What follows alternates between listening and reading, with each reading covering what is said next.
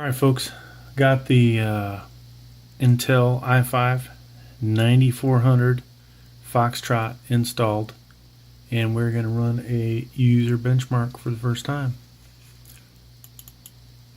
So I'll probably pause this as it might take a while, but we're using the user benchmark. And so while this is going, I could have picked a bunch of different CPUs to upgrade my computer. I decided I wanted to get in on the 9th gen. Of course, this is going to be the weakest 9th gen that's out there right now. Eventually there will be some other ones, but I do expect this to be an improvement over what is currently in this machine significantly.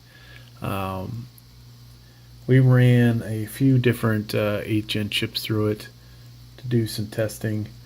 The best one was the i7-8700K that is in a supercomputer upstairs for gaming right now. But this also had a Celeron, 8th gen Celeron G4920. It's had the Pentium Gold, one of those 5500, I think it was, G5500.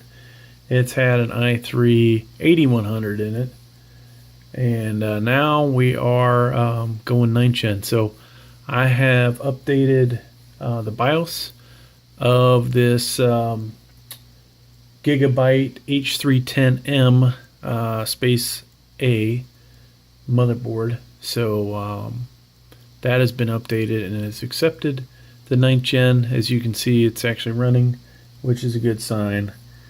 So that everything there is positive.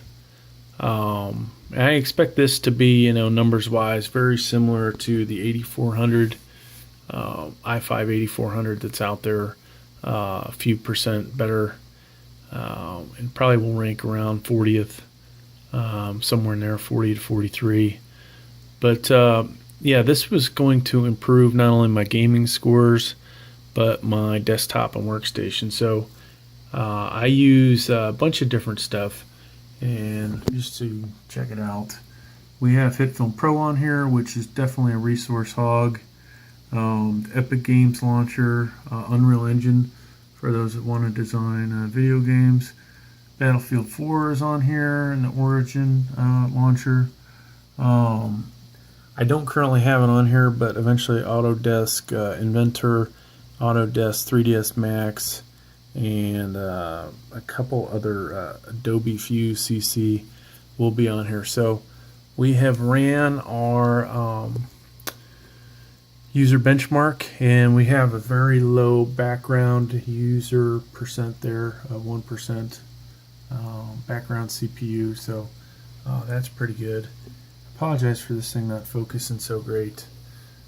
It's kind of annoying that this thing is crapping out like it is, but the gaming score is 57%, desktop 79, workstation 60. So those are all respectable. Not the most awesome, but let's see what this has to say about the processor, since mainly this is about it.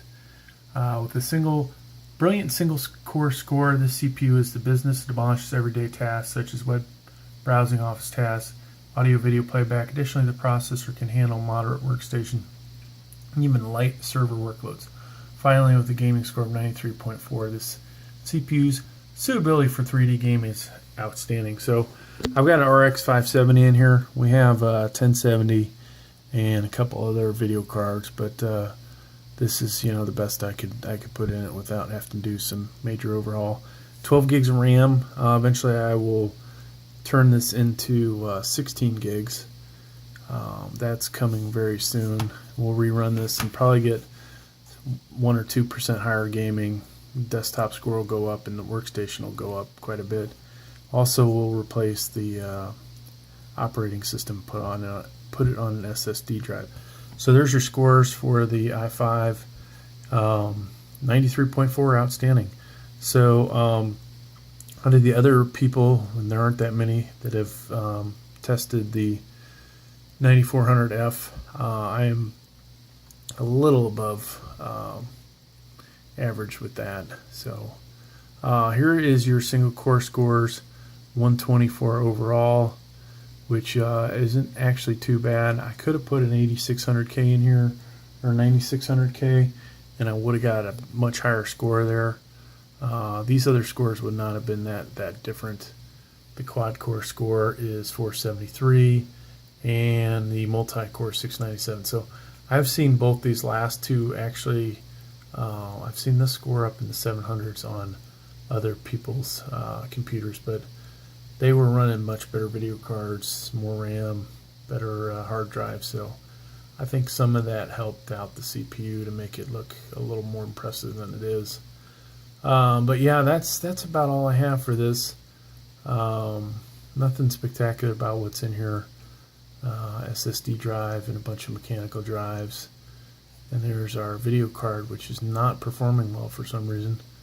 I don't know why that is, but it isn't. And yeah, that's about all we have for this video. Thanks for checking it out. Please like, please subscribe. Thank you.